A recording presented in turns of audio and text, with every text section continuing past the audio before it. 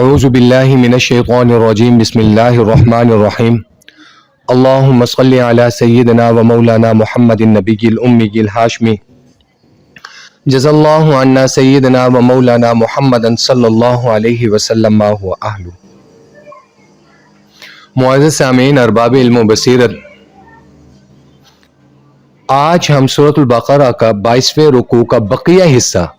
پڑھیں گے۔ میں نے لاسٹ لیکچر میں آپ سے ایک بات آپ کی گوش گزار کی تھی کہ یہ جو حصہ ہے یہ تھوڑا سا فقہی طور پر فقہی مسائل کے حوالے سے ہے۔ اب یہاں پر بعض مفسرین میں اختلاف پایا جاتا ہے کہ یہ آیت بعض مفسرین کے نزدیک منسوخ ہو چکی ہے، بعض مفسرین کے نزدیک یہ آیت منسوخ نہیں ہوئی۔ اس کی جو مختصر اس کی تفصیل ہوگی جو آپ کے سبجیکٹ سے ریلیونٹ ہے وہ میں ڈسکس کروں گا۔ باقی جو اس کے فقہی مسائل ہیں یا اس کی باقی جو چیزیں ہیں وہ مفتی صاحبان مفتیان موجود ہیں، آپ ان سے رابطہ کر سکتے ہیں۔ ترجمہ اور تفسیر سے اور آپ کے سلیبس کے مطابق جو چیز ہے میں آپ سے وہی ڈسکس کروں گا۔ کتب علیکم، کتبہ کا یہاں مطلب ہے فرض کیا جاتا ہے۔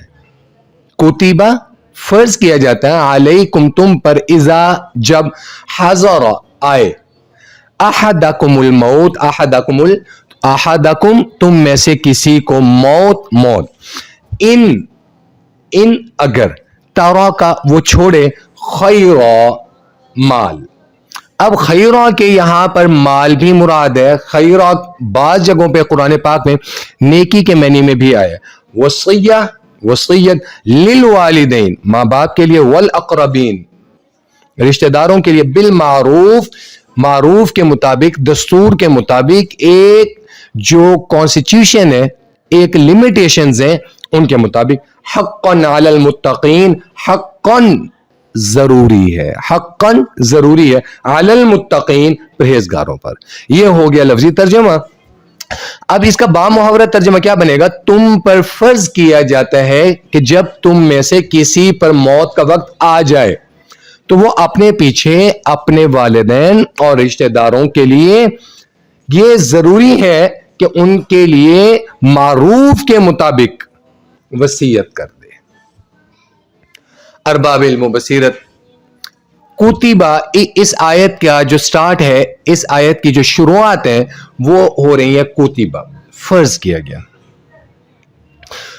فرض کیا گیا ہے تم پر۔ جو چیز فرض کی گئی ہے، اب اس کے بعد حقاً،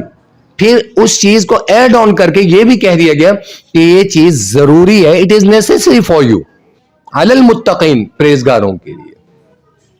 ارباب علم و بصیرت، اس میں وصیت کرنے کا حکم ہو رہا ہے۔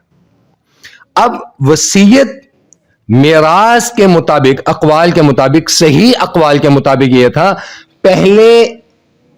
دین اسلام کے اوائل میں وصیت کرنا جو تھا یہ واجب تھا، اور جب اس سے تھوڑا سا دین اسلام سے پیچھے چلے جاتے ہیں، پہلے چلے جاتے ہیں معزز سامعین، وہاں پر وصیت کا کوئی الگ سے قانون یا نظام نہیں تھا۔ وہ اس طرح ہوتا تھا کہ مرنے والے کا جو بڑا بیٹا ہوتا تھا وہ ساری جائیداد کا وارث ہوتا تھا، اس کے مطابق۔ اب وہ اس کے رحم و کرم پر ہوتا تھا کہ وہ باقی بہن بھائیوں کو یا بیوی کو، متوفی کی بیوی کو کچھ دے یا نہ دے۔ آج بھی ہندو مت میں یہ چیز موجود ہے، لیکن سورۃ النساء میں جب میراث کے احکامات آ گئے، تفصیلاً آ گئے، تو پھر بعض مفسرین نے کہا کہ اس آیت کو، اس آیت کے احکامات کو، اس آیت کے حکم کو منسوخ کیا جاتا ہے، اس لیے کہ آیت میراث آنے کے بعد ہر کسی کو اس کا حصہ بتا دیا گیا ہے، تو لہٰذا وصیت، یہ جو آیت ہے یا وصیت کا جو حکم ہے یہ منسوخ ہے۔ اب اس میں حضرت عمرو بن خارجہ رضی اللہ تعالی عنہ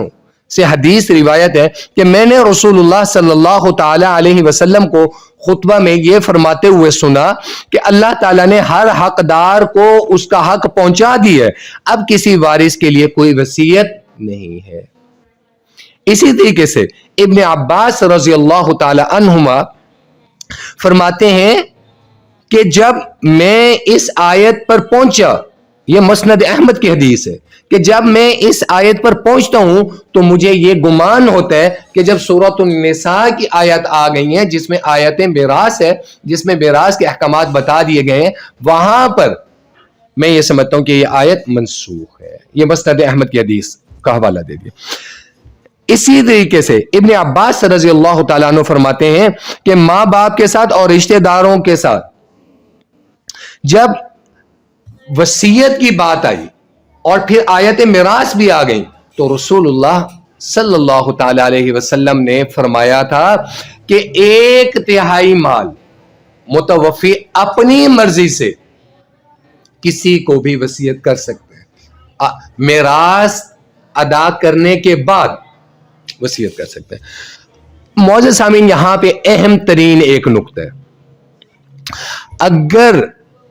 وصیت ایسی کر دی گئی ہے کہ جس سے میراث، جن کے میراث کے حقوق موجود ہیں اور انہیں پتہ ہے کہ میراث جب تقسیم ہوگی تو وراثت کی وجہ سے آگے تنگ دستی کا اندیشہ ہے، میراث تقسیم ہونے کے بعد ان کو جو حصہ دار ہیں ان کو صحیح نہیں، تنگ دستی کا اندیشہ ہے، تو وہاں پر وصیت کا حکم جو ہے وہ باطل ہو جائے گا، وصیت کا حکم صادر نہیں ہوگا، تنگ دستی کے اندیشے میں وصیت کا حکم صادر نہیں ہوگا۔ پھر سورۃ النساء کے احکام کی روشنی میں پراپر جو ایک کوڈ اور ایک کانسٹیٹیوشن، ایک معروف بتا دیے گئے، اس کے مطابق میراث تقسیم ہوگی۔ اسی طریقے سے حضرت ابن عمر رضی اللہ تعالی عنہما، حضرت ابو موسیٰ رضی اللہ تعالی عنہ، سعید ابن مسیب، حسن، مجاہد، عطاء، سعید بن جبیر، محمد بن سیرین، اکرمہ، زید بن اسلم، ربیع بن انس، قتادہ، سدی، مقاتل بن حیان، طاؤس، ابراہیم نخعی، یہ تمام مفسرین انہوں نے جو باب باندھے اس آیت پر، وہ یہ کہتے ہیں کہ ان کے نزدیک، ایون کہ تفسیر ابن کثیر کے مورخ امام رازی رحمہ اللہ نے اپنی تفسیر کبیر میں ابو مسلم اصفہانی سے یہ نقل کیا ہے۔ اب یہاں پر اختلاف کریں، یہ جو تمام مفسرین ہیں یہ کہتے ہیں کہ آیت منسوخ ہو گئی ہے، آیت کا حکم منسوخ ہے، لیکن امام رازی نے اپنی تفسیر کبیر میں اور ابو مسلم اصفہانی نے فرمایا کیسے یہ آیت منسوخ ہو سکتی ہے، بلکہ یہ آیت میراث کی تفسیر ہے۔ ایک بات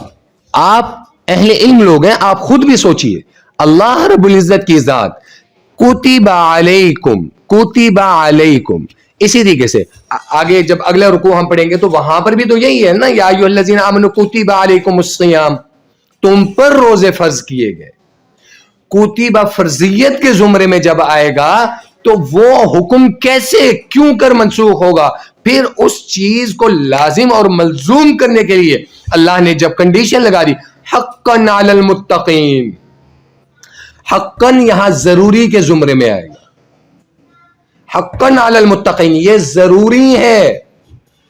حقاً بمعنی صحیح نہیں آئے گا، حقاً بمعنی سچ نہیں آئے گا، حقاً بمعنی ضروری، حقاً علی المتقین یہ پرہیزگاروں کے لیے، یہ متقی کے لیے، یہ اللہ سے ڈرنے والوں کے لیے یہ ضروری ہے۔ کیا ضروری ہے؟ کتب علیکم اذا حضر احدکم الموت ان ترک خیرا الوصیہ، کیا وصیت کریں۔ اب یہاں پر ایک اور چیز ایڈ آن، وصیت میں آپ جو وصیت کریں گے، اگر آپ وہاں پر زیادتی کرتے ہیں، آپ کو اندیشہ ہے کہ آپ کسی کے حق میں زیادہ کر جاتے ہیں، کسی کے حق میں کمی کر جاتے ہیں، تو آگے اگر یہ حکم منسوخ ہے تو پھر اللہ رب العزت کی ذات اس کو ڈیفائن کیسے کر رہے ہیں، اس کی ڈیفینیشن کیوں کر رہے ہیں۔ اسی طریقے سے جب قانون وراثت آ گیا، قانون وراثت میں جائیداد کا حصہ بتا دیا گیا کہ بیٹے کو اتنا ملے گا، بیوہ کو اتنا ملے گا، بیٹی کو اتنا ملے گا، کون کون کتنا کتنا جائیداد کا کس کس کنڈیشن میں حقدار ٹھہرے گا۔ آیت میراث پہ ہے، وصیت میں یہ چیز ہے کہ آپ کسی کو بطور یادداشت بھی آپ کسی کو لکھوا سکتے ہیں۔ یہ میں ابن تفسیر کبیر کے امام ابو مسلم اصفہانی اور امام رازی رحمہ اللہ کے میں قول کو زیادہ ایڈ آن کروں گا کہ یہ آیت میراث کی تفسیر ہے. باقی اس چیز کے اندر ایک چیز لازم اور ملزوم ہے، وہ یہ ہے کہ 1/3 سے مدنی کریم خاتم النبیین صلی اللہ تعالی علیہ وسلم کے حکم کے مطابق، جو کہ حضرت ابن عباس رضی اللہ تعالی عنہ سے مروی ہے، کہ 1/3 مال سے زیادہ کے لیے وصیت نہیں کر سکتا. باقی جو ہے وہ آیت میراث کے مطابق اس چیز کو تقسیم کر سکتا ہے، اس کے لیے حکم دے سکتا ہے. اسی طریقے سے سورۃ النساء میں مدنی کریم صلی اللہ تعالی علیہ وسلم کی زبان مبارک سے اللہ نے ایک اور حکم بھی تو صادر فرمایا. سورۃ النساء آیت نمبر 11، یوصیکم اللہ فی اولادکم، اپنی اولادوں کے بارے میں آپ وصیت کرو. اگر یہاں پر ان ترک خیر الوصیۃ للوالدین والاقربین بالمعروف کی آیت کا حکم منسوخ ہے، تو سورۃ النساء میں آیت میراث جو آئی ہیں، آیات میراث، تو اس سے پہلے بھی تو اللہ رب العزت کی ذات فرما رہے ہیں نا، یوصیکم اللہ فی اولادکم، اپنی اولادوں کے بارے میں وصیت کرو. اب یہاں پر وصیت کا حکم وارثوں کے حق میں منسوخ ہے، لیکن جن کا ورثہ مقرر نہیں ہے ان کے حق میں ثابت ہے. بعض مفسرین نے اس آیت کو ایڈ آن اس طرح کی ہے کہ وصیت جو وارث ہیں ان کے لیے نہیں ہے، ان کو تو قرآن نے حق دے ہی دے دیا. جو حقدار نہیں ہے، مثلا کوئی انسان وصیت کر جاتا ہے کہ میرے مرنے کے بعد یہ زمین یا یہ چیز، یہ پیسہ، یہ مال و زر، یہ مسجد کو دے دیں، یہ مدرسے کو دے دیں، یہ فلاں چیز کو دے دیں، یہ فلاں کسی چیریٹی فنڈ میں دے دیں، فلاں جگہ ڈونیٹ کر دیں، یہ اس کے سلسلے میں ہے. لیکن اس میں ورثہ مقرر نہیں کر سکتے، اور اس میں بھی جو وہ ایڈ آن کرے گا تو وہ 1/3 سے زیادہ نہیں کر سکتا. اسی طریقے سے آگے کیا فرمایا، فمن بدلہ، فمن پھر جو کوئی بدلہ اس کو تبدیل کر دے، بعد اس کے بعد، ما سمعہ جو اس کو سنا، فإنما تو صرف اسمہ اس کا گناہ، علی الذین ان لوگوں پر ہوگا، یبدلون جس نے اس کو تبدیل کیا. ان اللہ سمیع علیم، بے شک اللہ سننے والا اور جاننے والا ہے. ارباب علم و بصیرت، اب یہاں پر ایک چیز فتویٰ، ایک چیز تقوی. یہاں پر فتویٰ اور تقوی کی چیز کو اگر آپ ایڈ آن کریں گے، اب اس میں کیا ہے کہ وصیت ہو گئی. اب ایک میں نے وصیت کی، اور میں نے وصیت کچھ اس طرح کی کر دی کہ جس سے میرے جو مال متروک ہے، میرے وارثان جو ہیں، جو شریعت نے سورۃ النساء میں ڈسکرائب کر دیے، ان کی حق تلفی ہو رہی ہے. یا میں نے جو وصیت کی، اس وصیت کو جس کے پاس میں نے وصیت رکھوائی ہوئی تھی، اس نے اس کے اندر تبدیلی کر دی. وصیت میری کچھ اور تھی، اس کے اندر ایڈ آن کر دیا. اب اس چیز کا جو گناہ ہوگا وہ وصیت تبدیل کرنے والے پر ہوگا، نہ کہ جس نے وصیت کی. اگر میں نے غلط وصیت کی ہے تو اس کا گناہ مجھ پر ہے. اگر میری وصیت جس کے پاس امانتیں تھیں یا جس کو میں نے وصیت کی تھی، اس نے اس کے اندر تبدیلی کر دی، فمن بدلہ بعد ما سمعہ، سننے کے بعد، اس وصیت کو سننے کے بعد، فإنما اسمہ علی الذین یبدلونہ، جس نے اس کو بدلا، یبدلونہ، ہو ضمیر اس کی طرف جاری ہے، ما سمعہ جس نے سنا ہوگا، یبدلونہ کی ہو ضمیر اس شخص کی جانب ہے. ان اللہ سمیع علیم، بے شک اللہ سننے والا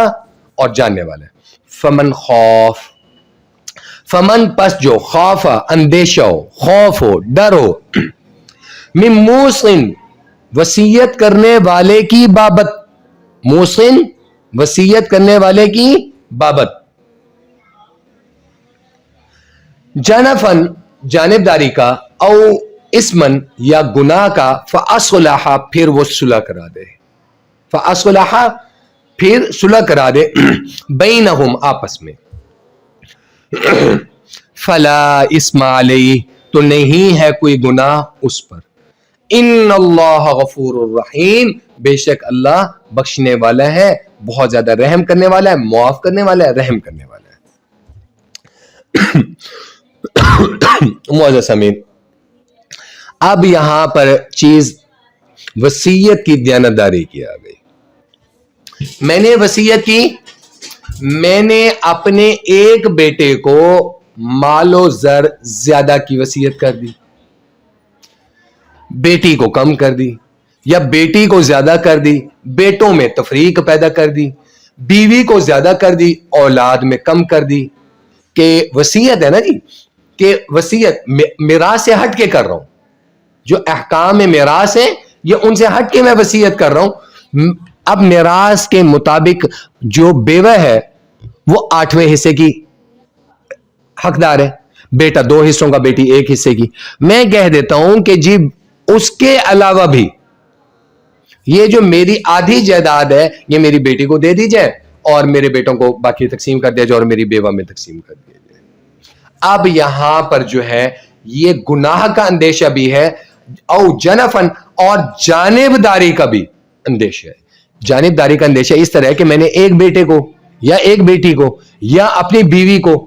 حصہ زیادہ دینے کی بات کر دی، باقی اولاد کو اس کے حق سے محروم کر دیا۔ فمن خوف، اب یہاں پر اندیشہ ہو گیا من موصن، وصیت کرنے والے کی بابت، جو وصیت کر رہا ہے اس کی بابت، کہ اب اس نے انصاف سے کام نہیں لیا، یہاں پر جانبداری کا مظاہرہ کیا ہے۔ فَأَصْلَحَ بَيْنَهُمْ، اب اگر اس میں معززین بیٹھ جاتے ہیں، اس میں اکابرین بیٹھ جاتے ہیں، اس میں بزرگ بیٹھ جاتے ہیں اور وہ بیٹھ کر فیصلہ کرتے ہیں کہ بھائی اس نے جو وصیت کی ہے وہ حق کے مطابق نہیں کی، اب یہاں پر اس کی وصیت جو آیات میراث ہیں، جو وراثت کا قانون ہے، اس سے کنٹراڈکٹ ہو رہی ہے، اس سے تضاد پیدا ہو رہا ہے، اس سے ٹکراؤ پیدا ہو رہا ہے۔ جب ٹکراؤ پیدا ہو رہا ہے تو اب وہ یہ کہتے ہیں کہ بھائی ٹکراؤ کی بجائے کہ وہ گناہ گار ہو، مرنے کے بعد اس کو قبر میں عذاب ہو، تو اس کا پھر حل کیا ہے؟ فَأَصْلَحَ بَيْنَهُمْ، وہ ان کی برادری کو بٹھا کر یا بزرگوں کو بٹھا کر یا سمجھداروں کو، اہل عقل کو بٹھا کر وہ ان کو دستور کے مطابق، معروف کے مطابق، وَالْأَقْرَبِينَ بِالْمَعْرُوفِ والے قانون کے مطابق، اور آیات میراث اور میراث کے قانون کے مطابق، اس کے مطابق اس وصیت میں کریکشن کر دیتے ہیں۔ فلا اسم علیہ، تو اب جو وصیت کی تبدیلی ہوگی اللہ کیا کہتے ہیں؟ اس پر گناہ نہیں ہے۔ پہلے کیا ہوگا؟ اگر وصیت میں تبدیلی کسی نے کر دی، فمن بدلہ بعد ما سمعہ فانما اسمہ علی الذین یبدلونہ، یہ آیت، اگلی آیت، یہ اس کا جواب ہے کہ وہ تو گناہ گار ہوگا اگر وصیت تبدیل کر دی۔ لیکن اب اللہ نے کیا کہہ دیا؟ فمن خوف من موص جنفا او اثما فاصلح بینہم فلا اثم علیہ ان اللہ غفور الرحیم۔ اب کسی کو اندیشہ ہو گیا کہ یہاں پر گناہ کا ڈر ہے، یہاں پر جانبداری کا ڈر ہے، یہاں پر اس کی پکڑ کا ڈر ہے، اور نظر آ رہا ہے کہ اس نے واضح طور پر جانبداری کا مظاہرہ کیا، تو اب اس کو بڑے بزرگ عقل مند بیٹھ کر اس کو سلجھا دیتے ہیں، اس وصیت کو معروف کے مطابق، دستور کے مطابق، قوانین میراث کے مطابق وہ اس کو سولو کر دیتے ہیں۔ تو اب یہ جو وصیت کی تبدیلی ہے اس پر کوئی گناہ نہیں۔ ان اللہ غفور الرحیم، بے شک میرا اللہ معاف کرنے والا اور رحم کرنے والا ہے۔ ارباب علم و بصیرت، اللہ رب العزت کی ذات اس نقطہ کو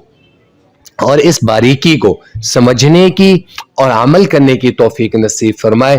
ہم اس معاشرے کا حصہ ہیں جہاں پر قرآن نے ہر چیز وضاحت کے ساتھ دے دی ہے، ایک ایک چیز سمجھا دی ہے، لیکن ان ساروں کے باوجود بھی ہم اولاد میں تفریق پیدا کر دیتے ہیں، ہم بچوں میں تفریق پیدا کر دیتے ہیں، ہم وراثت کی تقسیم میں تفریق پیدا کر دیتے ہیں، ہم بہن بیٹی کو حصہ نہیں دیتے، ہم اولاد میں تفریق پیدا کر دیتے ہیں، ہم بیواؤں کے حق کھا جاتے ہیں،